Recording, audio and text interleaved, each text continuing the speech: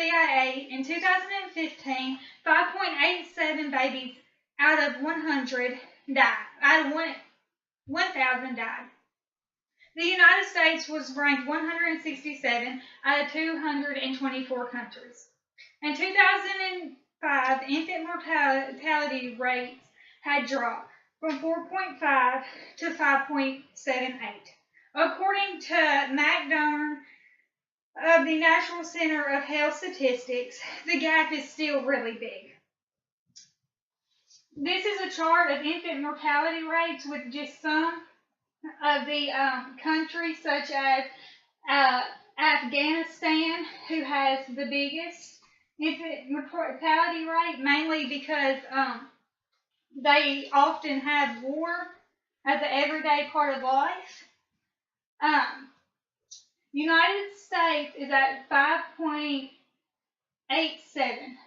And if you look, countries that are developing, like Cuba, are even lower than ours. Or Greece, who has recently filed for bankruptcy. Out of 400 million babies born, 5,876 did not make it to their first birthday. This is higher than Greece and Cuba, which is ironic since Cuba is not yet as developed as the United States, and since Greece has filed for bankruptcy a couple years ago. According to the National Center of Health Statistics, infant mortality is the death of a child under 1 year old. The babies that are at severe risk of this are premature or babies born at a low birth rate. Families that are affected the most by infant mortality is the lower income families, because they are often poor and they often do not have health insurance, so they don't get the prenatal care that they need, or they don't have access to prenatal vitamins.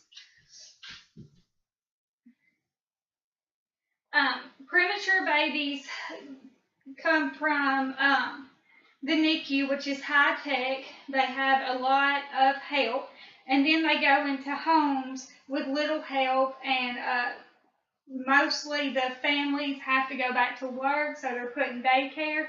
So this contributes to the infant mortality rate.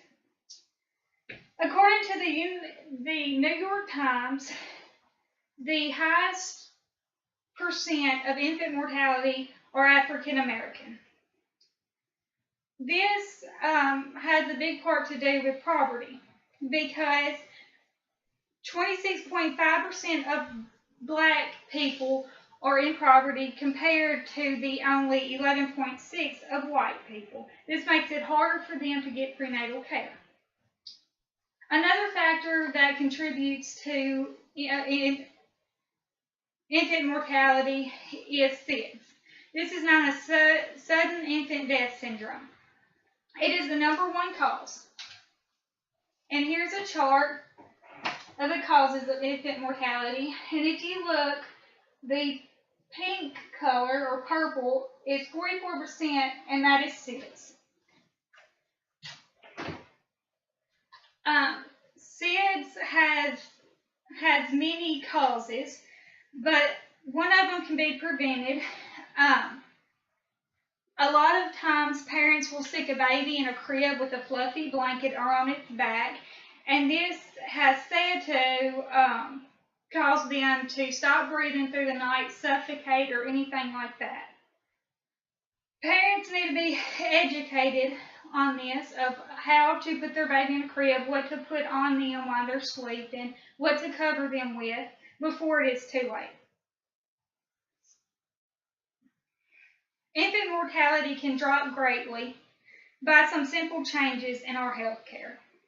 One that we need to look at is Cuba, because although they are a developing country, their health care is far more advanced than ours. They offer the mother free prenatal care, and instead of them having to go to the office and spend hours out of the day, they have someone that comes to their house and visits with them. All their prenatal vitamins, checkups and everything are completely free, and the doctor continues to go to their house once a year throughout their whole life. According to the New York Times, District of Columbia actually tried this system. They call it home visit program, and they had the biggest drop in their infant mortality rates using this program. While the southern states like Georgia, Mississippi, Alabama, Louisiana have the highest. They are also known for having the highest poverty rates. With an interview with Stephanie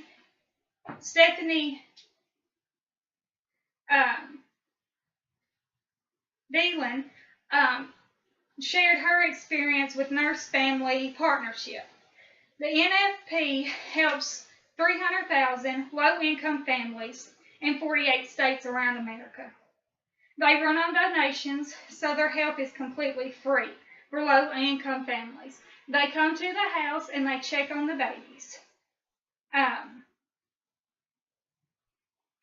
Some of the things that we need to look at is the influence that our poverty has in our infant mortality rate. Every pregnant woman should have access to home visit program, whether they have insurance or they do not. Although infant mortality rates can never be zero, there are ways to improve it.